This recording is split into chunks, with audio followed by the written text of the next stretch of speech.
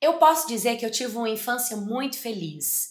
Eu cresci brincando na rua com os meus amigos até tarde da noite, na nossa comunidade, que era uma comunidade considerada uma das mais calmas da nossa cidade. Mas eu não vim aqui falar do bairro, não. Eu vim aqui falar da minha adolescência. Eu ali, na beirada dos meus 12, 13, 14 anos de idade, passei pelo que eu vou contar pra vocês agora. Quando eu tinha 12 anos de idade, eu estava naquele período em que eu já era uma menina toda feminina, que gostava de maquiagem, que gostava das amigas, chata cheia de gente, rodeada, popular, essas coisas que eu acho que toda garota meio que curte, sabe? E assim, as minhas amigas eram muito parecidas comigo, tanto que às vezes eu me pergunto, será que esse jeitinho de querer ser mais mulher, de querer ser mais pra frente, foram as minhas amigas que me influenciaram ou será que fui eu que influenciei as minhas amigas? No fundo, acho que todas nós somos iguais. E a gente teve uma infância muito agradável. Na minha casa, era um pouco diferente da casa das minhas amigas. Minha mãe, por exemplo, ela era mais senhorinha. A vibe dela era tipo ir pra igreja e cuidar do casamento dela, sabe? Ela não saía, a gente não tinha uma vida, uma rotina fora de casa, não tinha muita novidade, muita curiosidade dentro da nossa rotina. Já com as mães das minhas amigas, elas eram super joviais, comunicativas, estava sempre presente, falava uns assuntos que nós, adolescentes, gostávamos de ouvir, tinha uns papo cabeça, era muito bacana, sabe? Inclusive, eu tinha uma amiga que ela era um ano mais nova do que eu, né? E eu tava com 12 anos e ela tava com 11 e ela menstruou. Nossa, eu fiquei com raiva e ao mesmo tempo uma invejinha, sabe? Porque ela tava se tornando mulher e eu nada. E querendo ou não, as meninas já estavam na fase de conhecer os garotos, a gente meio que andava, batia perna em outros bairros, sabe? A gente andava e já estava sendo conhecida por aí. Minha mãe sempre foi muito firme comigo, nada de ficar pegando ninguém por aí. Mas eu sempre fui a menina tipo, não, mãe, relaxa, não quero nada disso. Aí eu fiz 13 anos e eu menstruei. E quando eu menstruei, as coisas começaram a mudar, o meu corpo começou a mudar, eu comecei a ficar mais bonita ainda, então eu tinha mais poder ainda de ficar com o garoto que eu quisesse ou coisas do tipo, sabe? E assim foi. A partir dos 13 eu comecei a beijar mais garotos, a me envolver mais com outros rapazes. Aí quando eu fiz 14 anos, a minha mãe descobriu. E aí ela brigou comigo. Falou: se você quer ficar com algum garoto, você traz ele aqui e você vai namorar. Nada de ficar pegando. Só que, gente, eu queria liberdade, porque tava assim no auge da minha adolescência, sabe? Nesse mesmo período, essa minha amiga, que é um ano mais nova do que eu, a mãe dela e o pai dela era do mundo. Eles viajavam, ia pra chácara, ia pra festa, ia pra praia. E o mais legal é que a minha amiga pedia pra mãe dela, pedia pra minha mãe, e a mãe dela ia lá na minha casa e pedia pra minha mãe. E por incrível que pareça, a minha mãe deixava eu ir com elas. Então, era muito legal. E até mesmo pelo fato da mãe dela conversar tanto sobre relacionamento, é que eu era totalmente desprendida da ideia de ter um relacionamento, sabe? Só que nessa, de andar um bairro aqui, bater perna no bairro ali, conhece uma aqui, conhece ali, eu conheci um garoto. Esse garoto, ele era assim, muito legal, brincalhão, romântico, gente boa, tinha uns amigos que tirava racha, coisa da idade deles, né?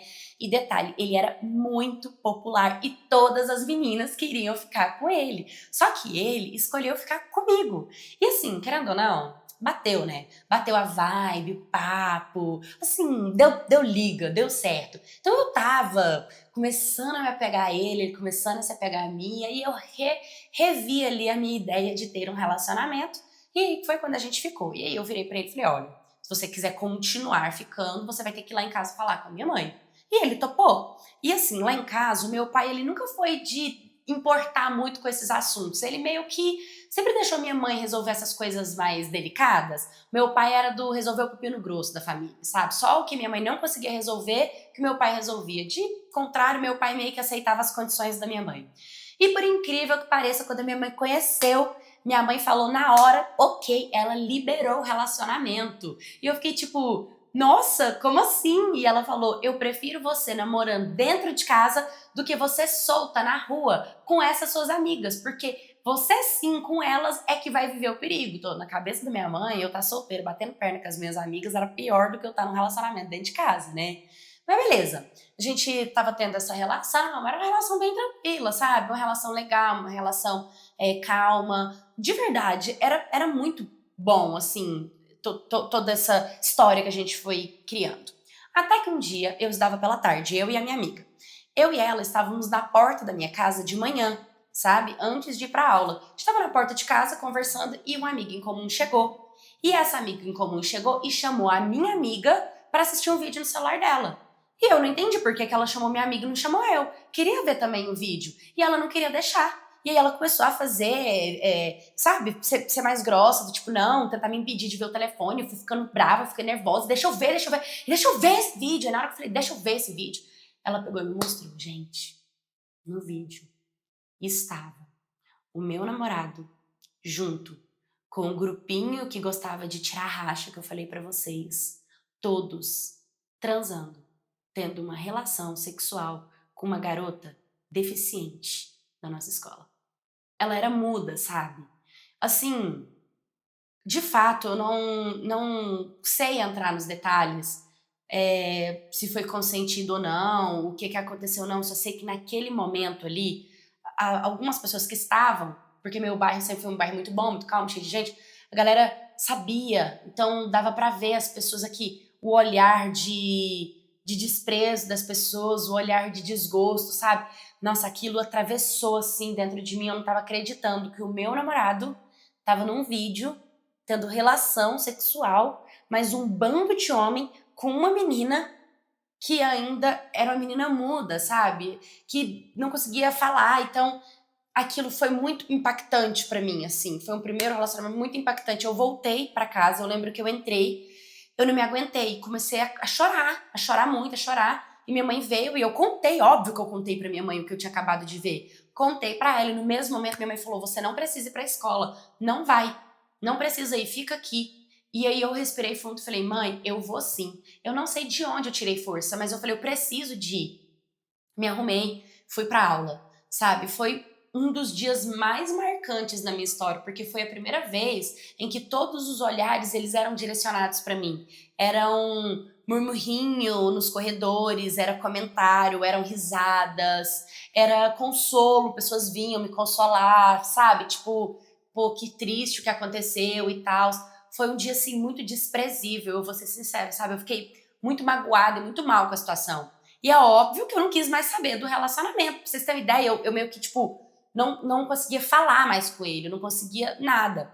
Só que assim, ele tentava ir na porta da minha escola falar comigo, tentar explicar, e eu não queria saber. E o melhor amigo dele é namorado da minha melhor amiga. Então, a minha melhor amiga falou: vamos tomar um refrigerante? Vem, me encontra em tal lugar, que era tipo um barzinho que tinha no nosso bairro. E aí, o namorado dela e ela foram comigo e me acompanharam até esse barzinho. Quando eu cheguei lá, quem tava lá? O meu namorado. E aí minha amiga falou, desculpa, eu sei que eu não deveria ter mentido pra você, falado que na verdade não é o encontro comigo e com o meu namorado, mas eu acho que ele tem o direito de te falar alguma coisa, ele quer se explicar, escuta o que ele tem pra dizer. E assim, beleza, né, sentei lá e aí minha amiga e o namorado deixou a gente a sós, eu fiquei ali com ele, e aí ele começou a me pedir perdão, falar que ele foi influenciado, que ele não sabia onde estava com a cabeça, que ele estava muito arrependido, que ele não sabia o que fazer, para pelo amor de Deus perdoar ele, sabe? E aí naquele momento assim, para mim foi tudo tão muito mix de sentimento e assim, eu perdoei ele na hora, sabe? Eu falei, tá tudo bem, eu te perdoo. E eu amo ele, eu acho ele um cara massa, eu acho ele um cara incrível, mas e toda essa informação? E tudo isso, aonde que eu enfio? Porque tava aqui, ó. Eu tava aqui. Aí a pessoa me pede desculpa, eu pego isso aqui e faço o quê com isso aqui? Não tem o que fazer, gente. Tá aqui. Não, nada vai excluir o vídeo que eu vi. Nada vai desver o vídeo que eu vi. Nada vai tirar os murmúrios que eu ouvi, sabe? Então, na hora, eu falei pra ele que a gente poderia tentar novamente, mais escondido, porque eu tava com vergonha. A verdade é que eu tava mais preocupada em como que as pessoas iam me olhar. Em como que as pessoas iam ver eu começando a minha vida do lado de um cara que acabou de aparecer num vídeo com um monte de amigo. Eu não queria aquilo pra mim, eu não queria aquilo pra minha vida. Eu tava sentindo vergonha dele, eu tava sentindo vergonha alheia daquela situação.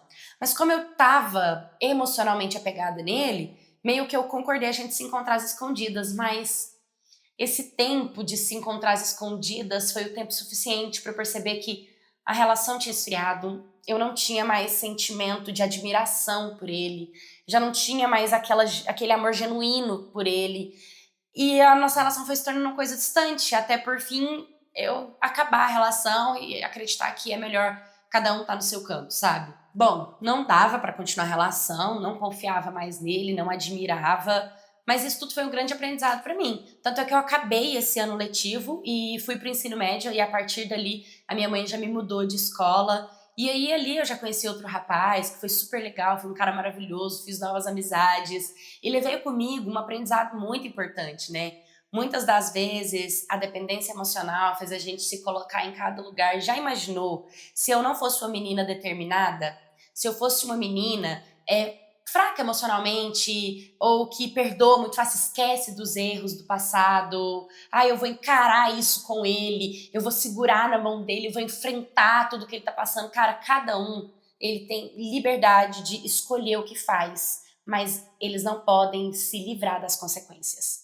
Então, assim, eu aprendi isso muito nova na minha casa. Minha mãe sempre me orientou relacionamento dentro de casa. As mães das minhas amigas sempre me disseram, ó, cuidado com relacionamento. Eu sempre falei pra mim mesma, eu não quero ter uma relação tão cedo. Eu me permiti viver isso, sabe? E foi uma experiência que, de fato, não foi agradável pra mim. Eu sempre tento conversar com as minhas amigas e falar com as pessoas para elas tomarem cuidado com o tanto que elas dão para o outro em questão de amor, em questão de expectativa, em questão de esperança, porque quando o outro te frustra, você acaba passando por cima do erro do outro porque você não consegue seguir em frente sozinha.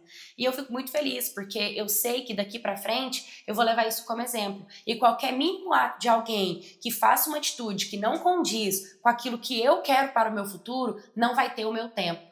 Então as pessoas falam que eu tenho uma cabeça bem madura, mas eu acredito que as experiências são feitas pra gente poder aprender dentro delas. Oi, minha Cats, tudo bem com vocês? Cara, eu trouxe essa história como um exemplo de equilíbrio emocional. Ver uma menina de 14 anos tão decidida, sabe? Tão pulso firme, do tipo, gosto, mas eu não vou encarar isso. Gosto, mas eu não vou enfrentar isso. Gosto, mas não é esse tipo de pessoa que eu quero do meu lado. Se nós, meninas, desde nova, aprendêssemos a nos posicionar com essa firmeza, muitas relações terminariam antes e não acabariam em relacionamento, em casamento fracassado, nem em traições, em dependência emocional, dependência sexual, dependência financeira. Então eu trouxe essa história como exemplo. Você que é nova, você que é mãe, né, que tem uma filha adolescente, que tá aí querendo ter um relacionamento, mostra esse vídeo, veja esse vídeo, que é muito importante a gente entender que por mais incrível, por mais legal, por mais popular que seja uma pessoa, ela pode cometer um erro com você e você tem que ser forte para entender se você quer ou não esse erro do seu lado. E se você quiser tornar um membros, eu posto 12 vídeos por mês aqui, você consegue assistir tudo antecipado antes de sair pro público. É só você assinar o membros aqui na descrição, me mande a sua história, curta, comenta, compartilha, se inscreva, um beijo e até o próximo vídeo.